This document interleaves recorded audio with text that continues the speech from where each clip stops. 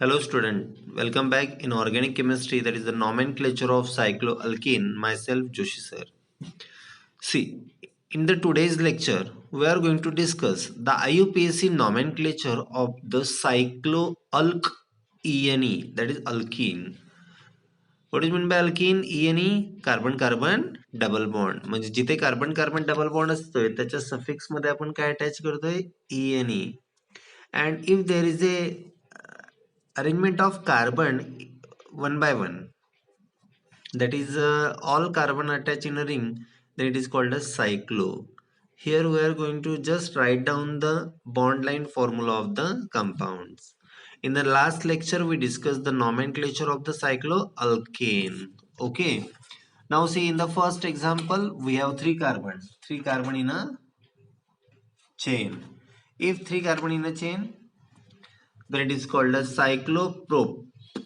Okay, prop means three carbon, and there is a double bond in between the first. Now in case of numbering, we have to number the carbon one from where the double bond is started. In this case the double bond is functional group. So see, in the first example, 1 2 3, that is cyclo. One and second carbon possess double bond, so simply what is the nomenclature? Cycloprop 1 ENE, that is cyclopropene. In second example we have four carbon in a ring, 1 2 3 4. 1 and 2 possess double bond, so name cyclo. 4 carbon but, first carbon possess double bond, so that's why cyclobut 1 ENE, or we can say cyclo 1 butene. पुढच्या structure मध्ये चार carbon आहे. Okay, double bond दिलेले आहेत दोन.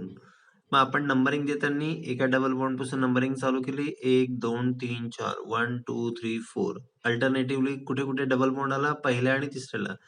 लक्षात घ्या, double bond continuously नसतात. There is always alternate position double bond is present in a stable structure. म्हणजे जिथे जिथे स्टेबल स्ट्रक्चर आहे त्या ठिकाणी डबल बॉन्डचे पोझिशन्स कसे असतात? अल्टरनेट, आयदर 1 3 और 2 4.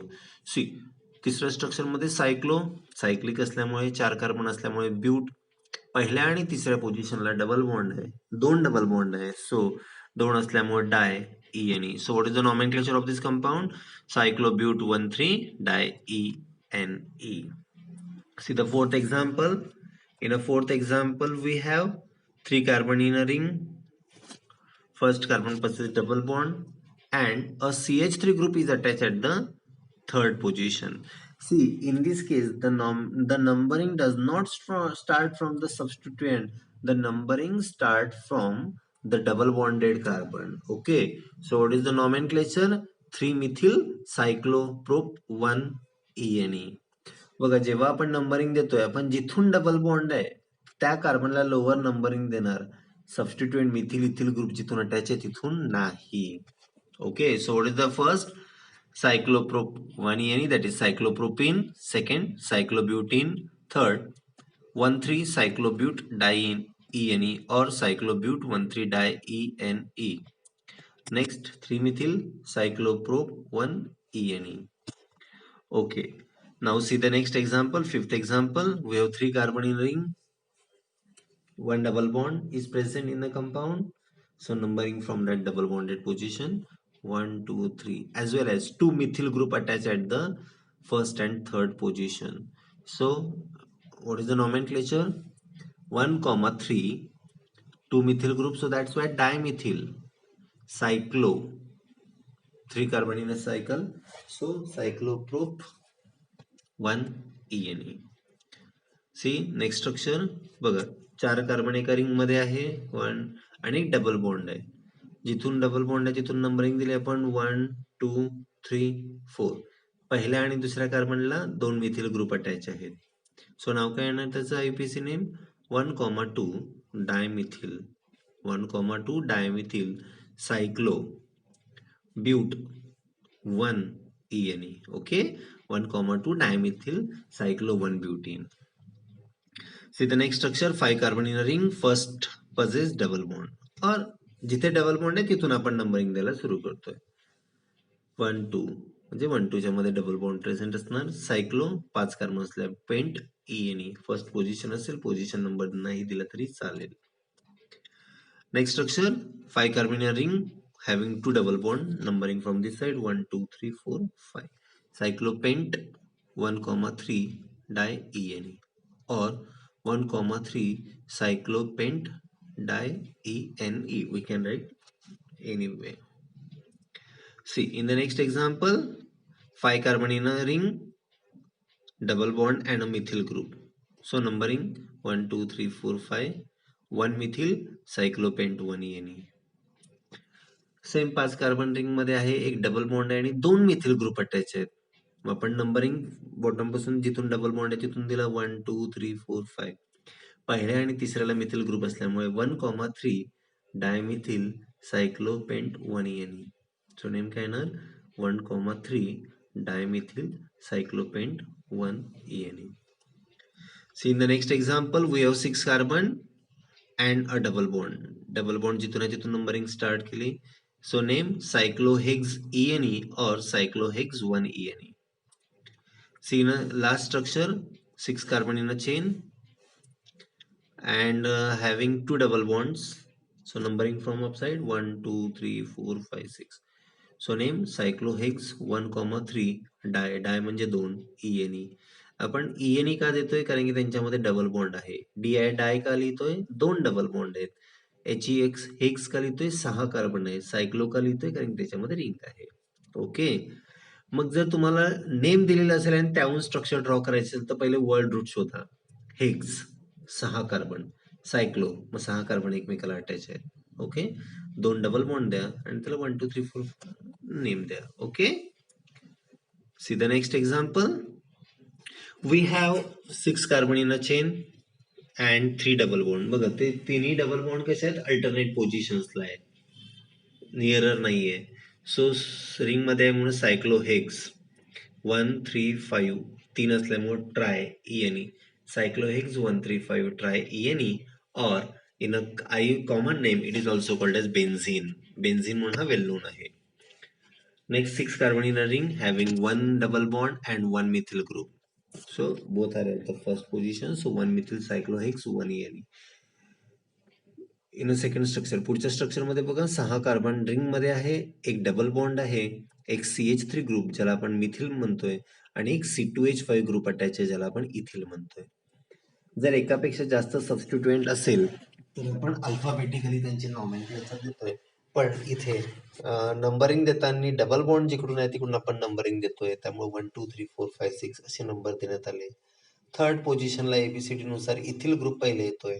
So 3 ethyl 1 methyl cyclohex 1 ENE. पुढच्या स्ट्रक्चर मध्ये बघा, we have 6 carbon in a chain and a substituent CH2CH3, that is C2H5 ethyl group. So name 3 ethyl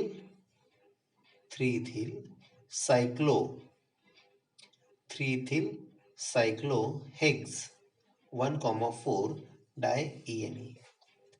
3 ethyl cyclohex 1,4 di-ENE. काय येणार 3 ethyl cyclohex 1,4 di-ENE. Okay. See the next structure. 6 carbon in a chain, alternate 3 double bonds and a methyl group.